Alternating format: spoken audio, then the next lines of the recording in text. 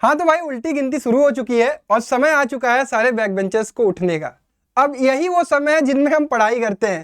साल भर हमने चाहे जो किया हो, आखिरी 10 दिन में हम वो कर जाते हैं जो टॉपर्स साल भर पढ़ते हुए आते हैं। हाँ वो 97 98 लेकर आएंगे, हम 92 93 तो टच कर ही जाएंगे। बैक बेंचर्स कितने हो कमेंट बॉक्स में जरूर मुझे बताएंगे, क्योंकि ये 10 दिन वाली स्ट्रेटजी बहुत हेल्प करने वाली है, क्योंकि ये मैं अपने लाइफ की स्टोरी आपको बताने वाला हूँ। देखो बेसिकली हमें शुरू से आदत होती है, मैथ साइंस सोशल भी थोड़ा बहुत पढ़ लेते हैं, बट मैथ और साइंस में हम पूरी जान लगाए रहते हैं। इंग्लिश हिंदी और सोशल साइंस हम छूते नहीं है, बट हम 10 दिन में वो कमाल कर जाते हैं जो कोई सोच भी नहीं सकता है। लेकिन उसका भी कुछ तरीका होता है, कुछ रूल्स एंड रेगुलेशन होते हैं जिन्हें आपको फॉलो करना पड़ेगा। So hello everyone, welcome back to Rankers class 9th and 10th and NTSC channel. This is Kishan Jaiswal. तो मेरे प्यारे बच्चों, इंग्लिश का पेपर हमारा 27 फरवरी को है और 27 फरवरी को सबको फोड़ना है और हर एक बच्चे का score out of 80 I think 70 plus तो आने वाला है। जो अभी से जागेगा उसका भी बोलो आएगा कि नहीं आएगा। टारगेट कितना है? अरे इंग्लिश तुमने कुछ भी नहीं पढ़ा होगा, ये भी 10 12 दिन जो भी बचे हुए जान लगा दो, ठीक है। चलो सबसे पहले यार पेपर का फॉर्मेट समझ लेते हैं, क्योंकि आपको भी शुरुआत ऐसे ही करनी है। आपको क्या करना है, मेरी तरह हो ना, आपको सबसे पहले पेपर का फॉर्मेट समझ लेना। तो पेपर का फॉर्मेट बहुत अच्छे तरीके से समझा रहा हूं, समझ लो। पहला जो सेक्शन होने वाला है वो रीडिंग कॉम्प्रिहेंशन होने वाला है, 20 नंबर का होने वाला है। दूसरा सेक्शन होना है राइटिंग स्किल्स एंड ग्रामर, जिसमें आपका वो लेटर पैराग्राफ आने वाला है और 12 क्वेश्चन ग्रामर के आने वाले हैं, जिनमें से आपको 10 करने हैं। तीसरा सेक्शन सबसे major section language and literature, जो कि 40 नंबर का आने वाला है। हमें लगता है कि इंग्लिश जो है वो केवल लैंग्वेज और लिटरेचर होती है, नंबर यहां से हम निकाल जाएंगे और इसको हमें क्या करना है आगे बताऊंगा। चलो सबसे पहले यार बात कर लेते हैं यार रीडिंग स्किल्स की। रीडिंग स्किल्स का जो पेपर होने वाला है 20 नंबर का होने वाला है। कहानी पूरी तरीके से बदल चुकी है। जो आज के 10 साल पहले, आज के 5 साल पहले जिस प्रकार से पेपर पूछा जाता था कि भाई साहब कहानी पढ़ो, उसी में से आंसर निकल जाएगा, आंसर लिख के चले आओ, अब ऐसा नहीं होता है। अब वो जो एनालिटिकल, जो क्रिटिकल थिंकिंग वाली चीजें होती ना, वो सब इसी में डाल दी गई हैं। तो आपको भी सोचना पड़ेगा, समझना पड़ेगा। तो जो 15 मिनट का स्टार्टिंग का टाइम मिलेगा, उसमें आप इस कॉम्प्रिहेंशन को बहुत ध्यान से पढ़ोगे, क्योंकि आपको डायरेक्टली आंसर नहीं मिलने वाले हैं, आपको सोचना पड़ेगा। अब जब आप कॉम्प्रिहेंशन पढ़ लोगे तो आपको क्वेश्चन देखने को मिलेंगे 10 नंबर के 2 क्वेश्चन, जिनमें आपके 10 क्वेश्चन होंगे। भाई साहब इंग्लिश का पेपर इतना लंबा होने वाला है कि अगर आपने टाइम मैनेजमेंट नहीं सीखा, आपसे पेपर डेफिनेटली छूटेगा। और पहला पेपर अगर आपसे छूट गया, कुछ क्वेश्चन आपसे मिस हो गए, इस चीज का रिग्रेट आपको 5 के 5 पेपर में होगा। तो भाई साहब इस चीज का ध्यान रखना। सबसे बड़ी चीज हमें सीखनी है टाइम मैनेजमेंट। तो इसमें 10 क्वेश्चन एक नंबर के आएंगे और उसमें कुछ क्वेश्चन आपको MCQ देखने को मिलेंगे, कुछ फिल इन द ब्लैंक्स, कुछ वन लाइनर आंसर होंगे, कुछ मैच द कॉलम, कुछ भी वो दे सकते हैं, वो असेशन इन रीजन भी इसमें डाल सकते हैं, कुछ भी कर सकते हैं, ट्रू फॉल्स भी दे सकते हैं। तो भाई साहब आपको यह ध्यान रखना है कि डायरेक्टली आंसर नहीं मिलेंगे। तो आपको जो पैराग्राफ है, जब भी आप पढ़ते हो बहुत ध्यान से पढ़ना, उस स्टोरी को समझना, तब जाके तुम आंसर्स दे पाओगे। उसके लिए तुम्हें लॉट्स ऑफ सैंपल पेपर की भी प्रैक्टिस करनी पड़ेगी। नहीं करोगे, सोचोगे कि एग्जाम में आएगा, वही में मैं काम कर जाऊंगा, वो पहले जमाने में हुआ करता था। आपको यहां थोड़ा सा एडवांस बनना पड़ेगा, ठीक है। चलो दूसरे सेक्शन की बात करता हूं, सेक्शन बी ग्रामर। ग्रामर में भाई साहब अगर मैं होता तो मैं क्या करता, मैं तो ग्रामर पढ़ता ही नहीं हूं, मुझे लगता है कि यार ये हो जाएगा। तो मैं क्या करता आपको मैं बता रहा हूं, आखिरी 10-12 दिन बचे होते, ये जो जितने टॉपिक हैं, इन सभी टॉपिक को मैं एक एक करके यूट्यूब पर सर्च करता, tenses in one shot for class 10th boards. कोई ना कोई तो बहुत प्यारा सा वीडियो लेक्चर बनाया ही होगा, उसको मैं पहले आराम से देखता, उसके इंपॉर्टेंट चीजों को मैं लिख लेता, काम हो जाता है। भाई साहब कितने नंबर पूछेंगे, 2 या 3 क्वेश्चन पूछेंगे, उसमें optional fill in the blank सही सब वाले क्वेश्चन होते हैं, आंसर्स मुझे दिख रहे होते हैं, मैं कर जाता। मॉडल्स भी ऐसे पढ़ लेता, सब्जेक्ट वर्ब कॉन्कर्ड पढ़ लेता, रिपोर्टेड स्टेटमेंट, डिटरमिनर्स वगैरह जो भी है वो सब मैं यूट्यूब से पढ़ लेता।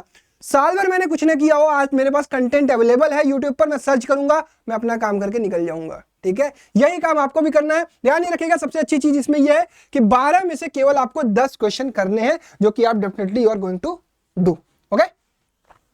नेक्स्ट है आपका सेक्शन बी में ही क्रिएटिव राइटिंग स्किल में ही वो आएगा राइटिंग सेक्शन। राइटिंग सेक्शन बहुत इंपॉर्टेंट होने वाला है और बच्चे इसको बहुत लाइटली लेते हैं, लाइटली लेना भी चाहिए, बहुत ज्यादा टफ नहीं आएगा। 2 चीज आपको पढ़नी है, एक तो लेटर और दूसरा पैराग्राफ, ठीक है, एनालिटिकल पैराग्राफ। लेटर में आपका फॉर्मल इनफॉर्मल दोनों पढ़ लेना। ए और बी करके ऑप्शन आएगा, मतलब 2 में से एक इसमें करने हैं, 2 में से एक करने हैं, तो कोई दिक्कत नहीं है।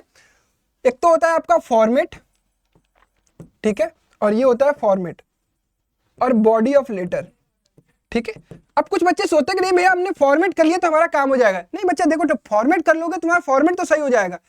फॉर्मेट में केवल 1 नंबर मिलता है, ठीक है, ध्यान रखना 1 और 2, क्या 2 नंबर से आ रहे हो तुम 10 में से? नहीं। तो बॉडी ऑफ लेटर भैया कैसे सही होगा? आपको 4, 5, 6, 7 कम से कम एग्जांपल्स घर पर लिखने पड़ेंगे। बॉडी ऑफ लेटर भी आपको लिखने आना चाहिए, किस प्रकार से लिखा जाए ताकि एग्जामिनर देखे, अगर उसे फॉर्मेट सही लगे और 1-2 लाइन तुम्हारे बॉडी ऑफ लेटर का पढ़ने जाए तो उसे ये फील हो यार बच्चा नॉलेजेबल तो है।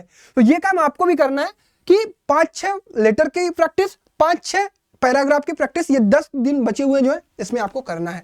तो आपका ये 10 नंबर श्योर हो जाएगा। आगे बढ़ते हैं, सेक्शन सी लिटरेचर। लिटरेचर का पेपर का फॉर्मेट बता दे रहा हूं किस प्रकार से क्वेश्चन आने वाले हैं। क्वेश्चन आने का तरीका ये है कि शुरू में आपको वो जो आपने पहला वाला देखा था ना किस खोजने वाला, उसी तरह से अनसीन दिखेगा, पैसेज वाइज दिखेगा, लेकिन ये अनसीन नहीं होगा, ये सीन पैसेज होंगे, ये आपके बुक में से होंगे। 5-5 नंबर के 2 पैसेज आपको मिलेंगे। 2 में भी आपके पास बहुत अच्छी चीज ये है कि 1 आउट ऑफ 2 प्रोज आपको करना है, 1 आउट ऑफ 2 पोएट्री, और इसमें भी आपके 1-1 नंबर के क्वेश्चन होंगे 5-5। भाई साहब पेपर इतना लेंदी होने वाला है ना, पहले तो तुम देखकर डर जाओगे। इसीलिए सबसे बड़ा इंपॉर्टेंट चीज ये होता है कि आपको सैंपल पेपर घर पर अटेम्प्ट करने पड़ेंगे, अदरवाइज आप टाइम मैनेज नहीं कर पाओगे।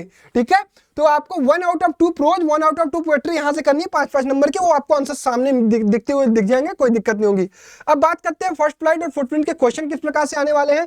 फर्स्ट फ्लाइट के 4 क्वेश्चन आपको करने हैं आउट ऑफ 5, 3-3 नंबर वाले। फिर उसके बाद 2 क्वेश्चन करने हैं 3-3 नंबर वाले फुटप्रिंट्स विदाउट फीट से। फिर उसके बाद 1 out of 2 long answer first flight का, 1 out of 2 long answer footprint का। अब आपको एक चीज समझ में आ रही होगी भैया हमें हर क्वेश्चन में ऑप्शन मिल जा रहा है कि 4 में से 3 करना है, 3 में से 2 करना है, 2 में से 1, 2 में से 1। तो आपके लिए अच्छी चीज ये हो जाती है ना कि कुछ चैप्टर्स को बहुत अच्छे तरीके से कर लोगे और कुछ चैप्टर को लाइटली भी किए रहोगे, तब भी तुम्हारा काम हो जाएगा। इसका मतलब अगर मान लेते हैं तुम्हारे पास 10 चैप्टर है, तो 10 में से 7-8 चैप्टर तुम्हारे बहुत अच्छे तैयार होने चाहिए, 1-2 अगर हल्के फुल्के भी तैयार होंगे तुम्हारा काम हो जाएगा। तो इसका ध्यान रखना है। इस प्रकार से प्रोज पोएट्री। अब भैया प्रोज पोएट्री में हम करें क्या? हमने तो अभी कुछ भी किताब तक नहीं टच किया, तो हम क्या करें? एनसीईआरटी रीड करें। देखो YouTube पर आपको बेहतरीन टीचर मिलेंगे जो आपको सारा कंटेंट पढ़ा चुके हैं। जो भी चैप्टर आपका है वो आप नेल्सन मंडेला जो भी चीजें हैं उसका नाम लिखो, चैप्टर लिखो, सर्च करो, जिसका लेक्चर आया वन शॉट देखा, एनसीईआरटी रीड की, कहानी दिमाग में समझ में आ गई। अब उसी चैप्टर के कुछ क्वेश्चन जो पिछले सालों में पूछे गए हैं उनको राइट करो, लिखो, पॉइंट वाइज आंसर लिखो। नहीं लिखोगे एग्जाम में नहीं लिख पाओगे, मेरी गारंटी है। तो आपको इसी 10 दिन में आपको काम करना है। अब भैया 10 दिन में बाकी सब्जेक्ट भी तो देखने हैं, तो आपको टाइमिंग कैसे मैनेज करनी है। अब से 2 घंटा डेली आपको फॉर इंग्लिश निकालनी है। ठीक है, 2 घंटा डेली फॉर इंग्लिश आपको निकालनी है, तो आपका काम हो जाएगा। 2 से 2.5 घंटे निकालोगे, धीरे धीरे देखोगे पूरा काम हो जाएगा। क्लियर? तो ये काम करना है। प्रीवियस ईयर पेपर नहीं लगाना है, प्रीवियस ईयर क्वेश्चन लगाना है। क्यों ऐसा मैं क्यों करा? पेपर क्यों नहीं लगाना है? क्योंकि बच्चों को लगता है कि भैया पेपर हम कर जाएंगे, पिछले सालों का तो हमारा हो जाएगा। यार पिछले सालों के पेपर जो हुआ करते थे उनसे फॉर्मेट, उनसे सिस्टम चेंज हुआ है, पेपर पूछने का तरीका बदला है। अब आपकी क्रिटिकल थिंकिंग चेक की जाती है, इसलिए आपको प्रीवियस ईयर पेपर नहीं लगाना है, प्रीवियस ईयर क्वेश्चन जरूर रिलेवेंट वाले क्वेश्चन अटेम्प्ट करने हैं। तो ये होगी पूरी कंप्लीट आपकी इंग्लिश की स्ट्रेटजी अगले 10 से 12 दिनों के लिए। और देखो आखिरी दिनों में भी तुमने अपना जोर ईमानदारी से लगा दिया तो definitely you are going to score 90, 91, 92, 93, जो तुम्हें चाहिए वो मिलेगा। लेकिन ये है कि आखिरी 10 दिन वो काम करना पड़ेगा। अब सोचोगे कि आखिरी 1 दिन करने जाए तो घंटा नहीं होगा। ठीक है, that's all from my side for the English. I hope you are going to rock in it. इसके अलावा मैं आप सभी लोगों को बता देना चाहता हूँ कि आप में से कोई बच्चा अगर अनअकैडमी प्लस या आइकॉनिक सब्सक्रिप्शन लेना चाहता है, किसी भी क्लास के लिए लेना चाहता है, किसी भी कैटेगरी के लिए लेना चाहता है, तो इस समय अनअकैडमी पर 20% ऑफ चल रहा है। ये 20% का ऑफर जो होने वाला है 10 से 15 फरवरी तक होने वाला है। आप किसी भी कैटेगरी का सब्सक्रिप्शन लेना चाहते हो ले सकते हो, साथ ही साथ आपको 3 मंथ का एक्सटेंशन भी फ्री मिलेगा। तो जो भी बच्चे लेना चाहते हैं कोड यूज कर लेंगे किशन 10। ठीक है, तो आई होप आपको सारी चीजें समझ में आई होंगी और इंग्लिश में आप बहुत बेहतर करने वाले हो। तो सिस्टम पूरा सेट है यार। अब आप आखिरी 10 दिन थोड़ा जान लगा लो और आगे आने वाले समय में आपको हर एक सब्जेक्ट की इसी प्रकार से स्ट्रेटजी मिलने वाली है। तो make sure like the video and leave your comment. धन्यवाद, जय हिंद।